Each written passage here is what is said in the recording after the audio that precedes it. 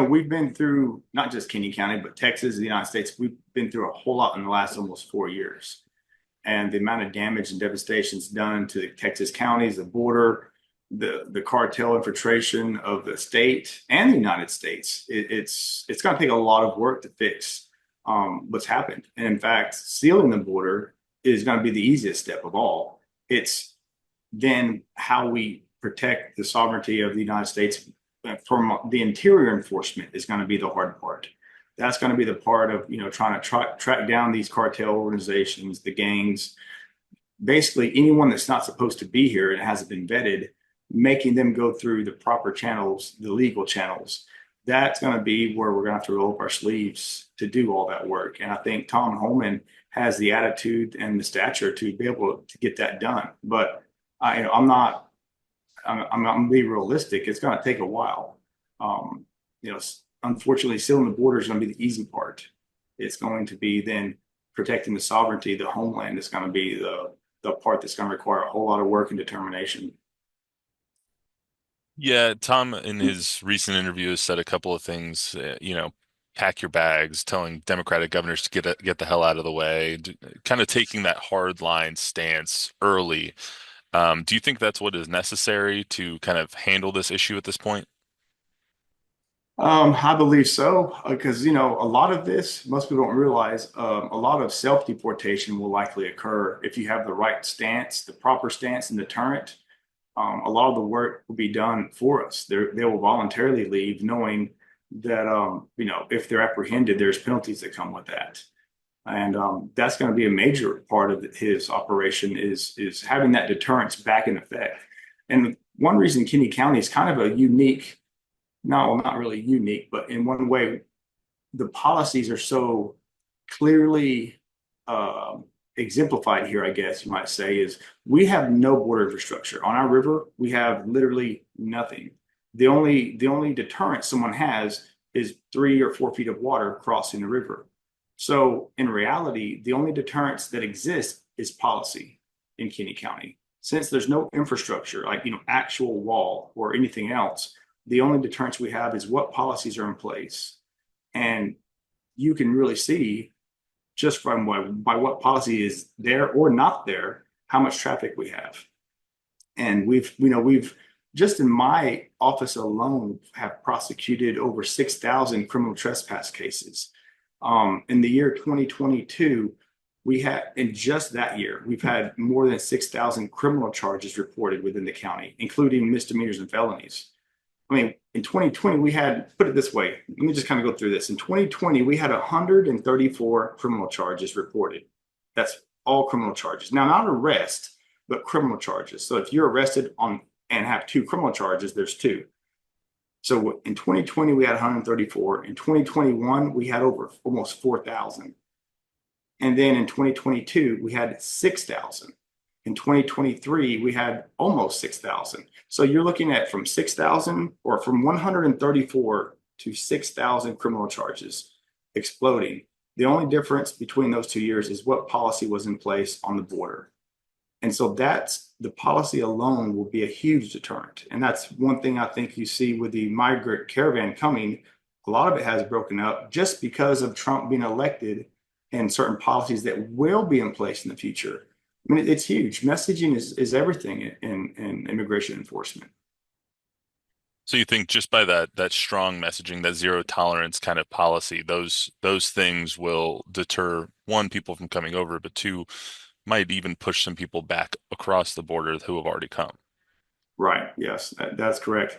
And most people don't realize this, but the Remain in Mexico policy, when it was in place, they DHS only had to remove up to 50,000 people under Remain in Mexico, and after that, the border was basically illegal crossings came to a standstill.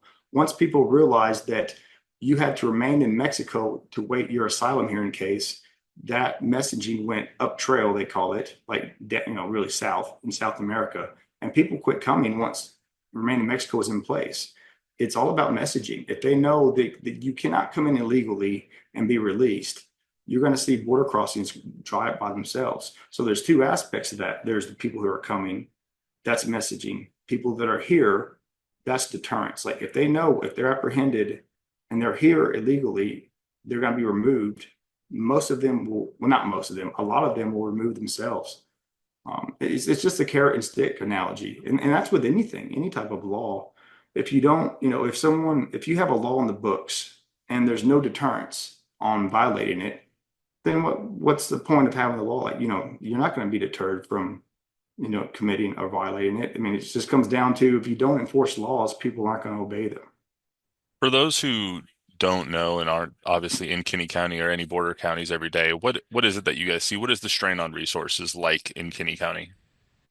Well, with Operation Lone Star, we're now equipped to handle quite a few arrests and prosecutions on governmental resources. But before this started, oh man, it's hard to tell you, but like I guess put it this way, my whole office budget for office supplies I spent in 1 week just buying folders for cases coming in. Like it was done for the whole year.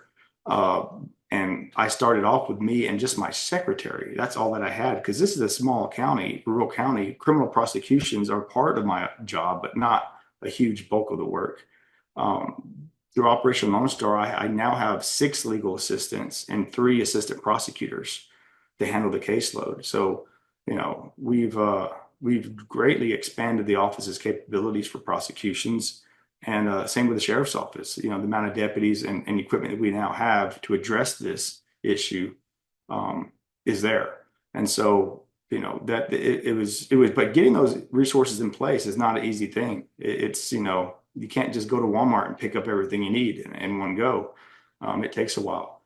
And an unfortunate side effect though is like our EMS services. I can tell you there's at least 3 occasions where county residents have died because there were no EMS services available for them at the time. Like a good example is the other day we had a bailout and all of our EMS resources were at this bailout. It was a rollover. A human smuggler was trying to evade law enforcement, and there was a life flight helicopter there, both EMS, all of our paramedics, and we had a local resident have a really severe stroke, and we had to basically request EMS from Val Verde County, which is the next county over.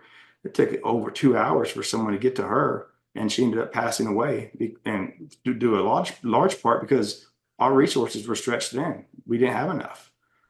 And so that's like a real world example of how, policies affect your resources, thereby affecting your residents' safety and security. And we've had at least 3 people die in that same type of scenario. It's unfortunate. It's really sad actually. So how much, last question for you, how much better do you think just hiring Tom Homan to take over for the former border czar and take over in this administration will be? Like, what are you expecting in this new administration? Well, I think just hiring him alone, he hasn't even taken his position yet, but just announcing that has helped the Border Patrol's morale. I have several friends in Border Patrol, and they hate their lives every day. They have to get up and work under this administration. But with Tom Homan on the way, at least they know there's a light at the end of the tunnel. They were ready to retire or not even retire, just quit. They're not even eligible to retire, but they're like, I can't keep doing this job if Harris is elected. And so for them, it meant more than just a morale boost. It's, they know they can put food on their table in the next 4 years because they're not going to quit their job. They're going to keep going. Because they couldn't mentally do it anymore. And so now for them, that was a huge morale boost. It's also a deterrent for other people, caravans thinking about coming, knowing that Tom Homan is going to be responding to this starting in January. I think it's good all the way around. It's, like I said earlier, it's about messaging. The immigration issue is really about messaging. You have to enforce the law, but putting that message out there and just creating the deterrence, knowing if you come into this country illegally, you're likely going to be apprehended and removed. Why make the journey if that's your end result? I mean, that's what it really comes down to. So even announcing his future appointment is doing this country good. Brent, I think that's all I got for you. Anything else you'd like to add? I think that's it. I mean, I think people need to realize though, this isn't going to be an overnight thing. It's going to require, I think, months and months of work to get this country secured again. And, I think there's people willing to do it. And I also believe one thing I haven't added to this is uh, Homan's plan, I'm not, obviously I haven't seen his plan, but I don't see how it's not going to require the participation from state and local law enforcement. He has to have state and local law enforcement helping him in this because really 90% of contact that illegal aliens have with law enforcement is state and local law enforcement, not federal. And so I think if his plan implemented that part of it, utilizing state and local law enforcement to aid his mission is going to be critical for his success. And that's a whole nother conversation with using 287G agreements between the DHS and state authorities. I think that's going to be a huge part of his plan, and it's going to be a necessary one.